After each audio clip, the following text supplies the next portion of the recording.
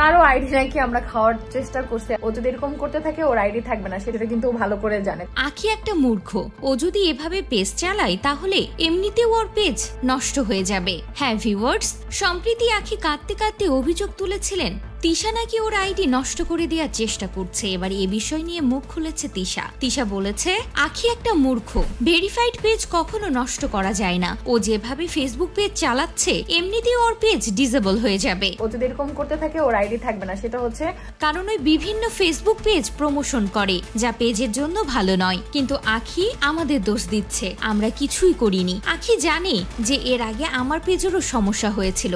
আখি তো সবকিছুই আমাদের কাছ থেকে শিখেছে, কিন্তু কাজের কাজ কিছুই শিখেনি। ও একটা মূর্খ, তাই ওই বুঝতে পারছে না ওর পেজ কিভাবে নষ্ট হয়ে যাচ্ছে। আর আখির কোনো কিছু হলে তো আমাদের দোষ দেয়। তো এটা নিয়ে আমি কিছু বলতে চাই না, ওপরে একমাত্র আল্লাহ আছে, আল্লাহ নিশ্চয়ই এর হিসাব নিবে। কাউকে কিছু বলবো না, আমাদের ব্লেম দিতে থাকুক। ওই যে উপরে একজন আছে, সে দেখবে কে কি করতেছে।